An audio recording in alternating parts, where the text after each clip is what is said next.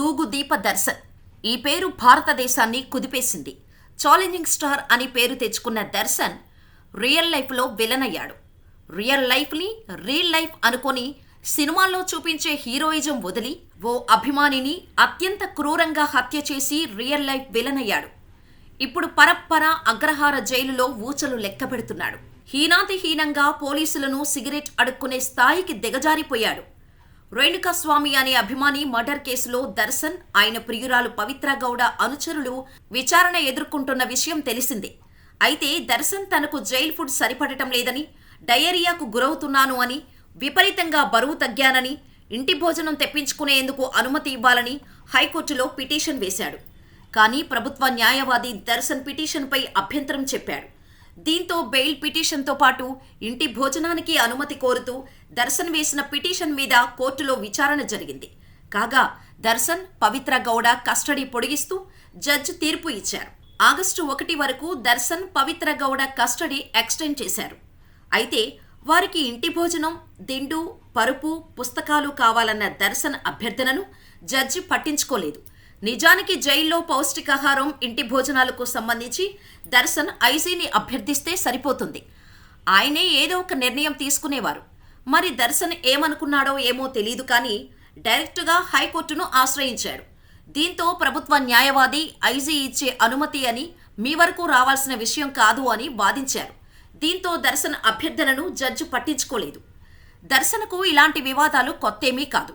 గతంలో కూడా దర్శన్పై కొన్ని క్రిమినల్ కేసులు ఉన్నాయి. టాలీవుడ్ హీరోయిన్ నిఖితతో రిలేషన్ మెయింటైన్ చేశాడన్న రూమర్లు ఉన్నాయి. ఈ విషయం అతని భార్యకు తెలిసి నిఖితకు వార్నింగ్ ఇవ్వటంతో ఆమె కెరీర్ ఖతమైందంటారు. ఆ తర్వాత ఇతడి లైఫ్లోకి వచ్చింది పవిత్ర గౌడ. 2011లో దర్శన్ తనపై గృహహింసకు పాల్పడ్డాడని భార్య ఆరోపణలు చేయగా పోలీసులు అరెస్ట్ చేసి 14 రోజుల కస్టడీ విధించారు కూడా. ఆ తర్వాత ఈ ఇష్యూని సినీ పెద్దల ముందు సెటిల్ చేసుకున్నారు. అలాగే 2016లో కూడా దర్శన్ తనపై అభ్యంతరకరంగా వ్యవహరించి కోపంతో గన్తో ఫైర్ చేయడంతో తప్పించుకున్న భార్య పోలీసులను కూడా ఆశ్రయించింది. 2021లో మైసూర్ హోటల్లో వెయిటర్పై కూడా దర్శన్ దురుసుగా ప్రవర్తించిన చరిత్ర ఉంది. ఈ సంఘటనను వెయిటర్కు 50,000 ఇచ్చి కప్పిపుచ్చారు. అలాగే కన్నడ సినీ నిర్మాత భరత్ను దర్శన్ బెదిరించిన అనేక కేసులు దర్శన్పై ఉన్నాయి. ఇక ఇప్పుడు రేణుకాస్వామి అనే ఫ్యాన్ని దర్శన్ చంపిన విధానం చూస్తే వీడు అసలు నిజంగా మనిషేనా అని అనిపించక మానదు. ఇండస్ట్రీలో లైట్ బాయ్గా కెరియర్ మొదలుపెట్టిన దర్శన్ స్టార్ హీరోగా ఎదిగి రాజభోగాలు అనుభవించాడు.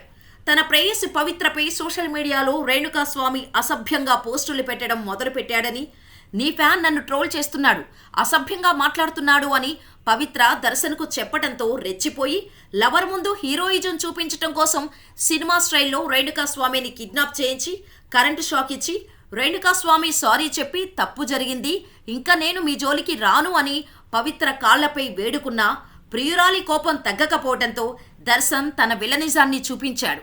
వెజిటేరియన్ అయిన రేణుకాస్వామి చేత చికెన్ బిర్యానీ తినిపించి హింసించి అంతటితో ఆగకుండా కరెంటు షాక్ ఇచ్చి అతని ప్రైవేట్ పార్ట్స్పై కొట్టి మరీ చంపేసి రేణుకాస్వామి డెడ్ బాడీని రోడ్డు పక్కన కాలువలో పడేసి నాకేమీ తెలియదు అన్నట్టు ఇంటికి వెళ్లి పూజలు చేశాడు దర్శన్. ఇలా రెచ్చిపోయిన దర్శన్ ఇప్పుడు తన పొగరుతో, అహంకారంతో జైల్లో ఒక్క సిగరెట్ కోసం పోలీసులను ప్రాధేయపడుతున్నాడంటే ఎంతకు దిగజారిపోయాడో మనం తెలుసుకోవచ్చు.